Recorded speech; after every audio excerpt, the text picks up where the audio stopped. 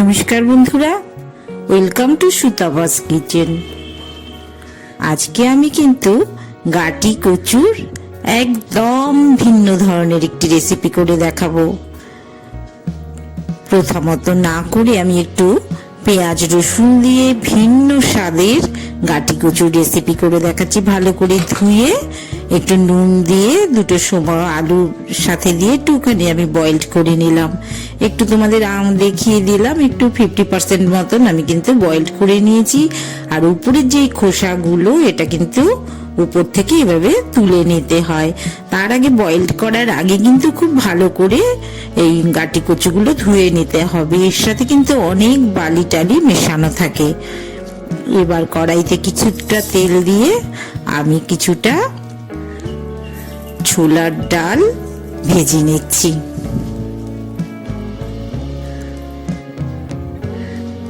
এক্ষেত্রে কিন্তু গ্যাসের ফ্লেমটা তোমরা একটু মিডিয়াম করে নেবে। দুটো শুকনো লঙ্কা আর দুটো এলাচি একই সাথে কিন্তু আমি ভেজে নিচ্ছি। বেশ কয়েকটা গোলমরিচের দানাও কিন্তু দিয়ে দিলাম।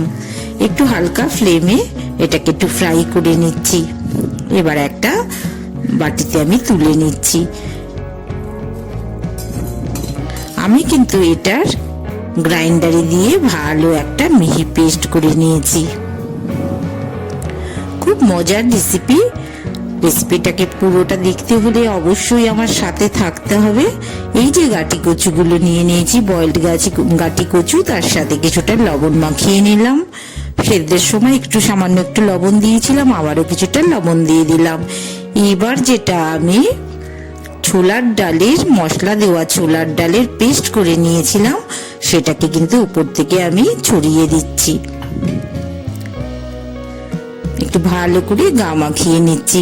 এর সাথে একটু শুকনো লঙ্কাও মিশিয়ে নিয়েছি। এবার কিন্তু কড়াইতে তেল দিয়ে আমি এই গাটি কচুগুলো ভেজে নেব। ভীষণ মজাদার রেসিপি। তোমরা রেসিপিটাকে কিন্তু প্রথম থেকে শেষ পর্যন্ত ফলো করতে হবে, তাহলে কিন্তু দারুণ মজার একটা রেসিপি পেয়ে যাবে তোমরা। এবার এই গাটি কচুগুলোকে আমি ভেজে নিচ্ছি। এমনি গাটি কচু একটু লোদ লোদ ভাব থাকে, এটার সাথে যেই আমি একটু ছোলার ডাল দিয়ে মাখিয়ে নিলাম, এটা কিন্তু খুব সুন্দরভাবে কড়াইতে দেখো একটুও লাগছে না, ভালো করে কিন্তু ফ্রাই হয়ে যাচ্ছে।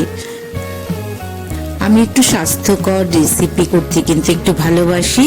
এক্ষেত্রে তোমরা ভালো করে ফলো করলে দেখবে কোনো কিন্তু বেশি মশলাদার বা বেশি তেল কোনো কিছুই কিন্তু আমি ব্যবহার করিনি। এবার ফ্রাই হয়ে গেছে গাটি কচুগুলো, এবার আমি তুলে নিচ্ছি।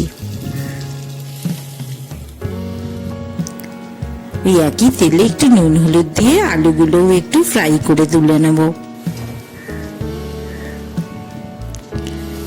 আলুটাও ভাজা হয়ে গেছে, তুলে নিচ্ছি আমি।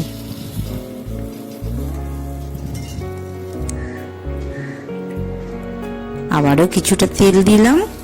এবার একদম কুচো করে রেখেছিলাম পেঁয়াজগুলো, একটা বড় গোটা পেঁয়াজটা কিন্তু আমি একটু লাল লাল করে ভেজে নিচ্ছি। গ্যাসের ফ্লেমটা অবশ্যই কমিয়ে নেবে, মিডিয়াম ফ্লেমে ভাজবে, তাহলে কিন্তু পেঁয়াজটা খুব সুন্দর নরম হবে। কিছুক্ষণের মধ্যেই কিন্তু পেঁয়াজটা লাল হয়ে যাবে। এবার কিন্তু আমি কুচো রসুনগুলো 8-10 কোয়ার মতন রসুন আমি কুচো করে রেখেছিলাম, রসুনটাও কিন্তু পেঁয়াজের সাথে একইভাবে ভেজে নিচ্ছি। একদম দেখো যখন লাল হয়ে এসছে, আমি কিন্তু দুটো কাঁচা লঙ্কা, গোটা কাঁচা লঙ্কা দিলাম, আর 3টে কাঁচা লঙ্কা এরকম কুচো করে রেখেছিলাম, কাঁচা লঙ্কাটাও কিন্তু ফ্রাই করে নিচ্ছি। একটু আদা বাটা মিশিয়ে দিলাম। মশলাটাকে কিন্তু একই সাথে ভালো করে ফ্রাইও করে নিচ্ছি, তারপর কিন্তু আবার একটু কষিয়েও নেব। দুটো ছোট ছোট টমেটোটাও কেটে নিয়েছি, দেখো একই সঙ্গে ফ্রাই করে নিচ্ছি। এদিকে 1.5 চামচ মতন ধনে গুঁড়ো নিলাম, 1 চামচ জিরের গুঁড়ো নিচ্ছি, 1/2 চামচ হলুদের গুঁড়ো নিলাম, লাল লঙ্কার গুঁড়ো 1/2 চামচ নিলাম, 1 চামচ কাশ্মীরি লাল লঙ্কার গুঁড়ো নিলাম, 1 চামচ লবণ, সমস্ত মশলাগুলোকে কিন্তু জল দিয়ে ভালো করে মিশিয়ে নিচ্ছি। একটু আগে থেকে মশলাটা ভিজিয়ে রাখলে মশলাটা কিন্তু খুব ভালো জলে গুলেও যায়। এবার এই মশলাটাকে এই ভাজা মশলার সাথে কিন্তু মিশিয়ে দিচ্ছি। মশলাটা ফুটতে শুরু করেছে।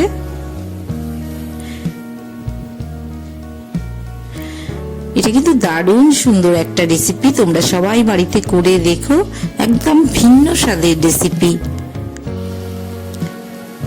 কারোর ইচ্ছে হলে কিন্তু তোমরা এটাকে পেঁয়াজ রসুন ছাড়াও করতে পারো, ভেজও কিন্তু একদম কমপ্লিটলি ভেজও কিন্তু এটা দারুণ মুখরোচক রেসিপি।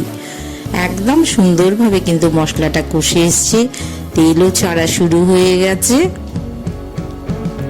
এবার আমি আগে একটু আলুগুলো একটু বয়েল মানে মশলার সাথে একটু কষিয়ে নিচ্ছি, বয়েল তো আগেই করা আছে। এবার কিন্তু আমি গাঁটি কচুগুলো মিশিয়ে দিচ্ছি খুব ভালো করে। আগেই আমি 60% বয়েলড করে নিয়েছি, তারপর আবারও একটু ফ্রাই করেছি, ফলে আর কিন্তু বেশি আমাকে কষানোর জন্য সময় দিতে হবে না। অল্প অল্প করে জল দিয়ে আমি গ্রেভির সাথে এটাকে বয়েলড করে নিচ্ছি আরো একটু। সমস্ত মশলাগুলো কিন্তু আমার দেয়া হয়ে গেছে। আবারও একটু বাটি ধোয়া জলটা আমি দিয়ে দিলাম। বেশ সুন্দর ঘন হয়ে এসছে, প্রয়োজনে আরেকটু জল মিশিয়ে দেবো। এবার কিন্তু ফুটে গেছে, 1 চামচ থেকে 1.5 চামচ মতন চিনি মিশিয়ে দিলাম। একদম বেশ সুন্দর ঘন হয়েছে। আর একটু পাতলা মতন করে নেব। এবার কিন্তু 1 চামচ ঘি মিশিয়ে দিলাম।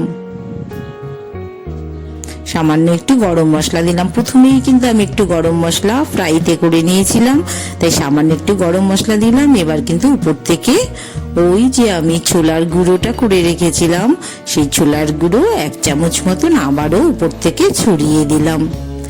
এতে কিন্তু মিক্সচারটাও সুন্দর একটা ঘন হয়ে আসবে, আর গরম মশলার সাথে আর সমস্ত সবকিছু লঙ্কা টঙ্কা মেশানো আছে, দারুণ সুন্দর কিন্তু একটা ফ্লেভারও চলে আসবে।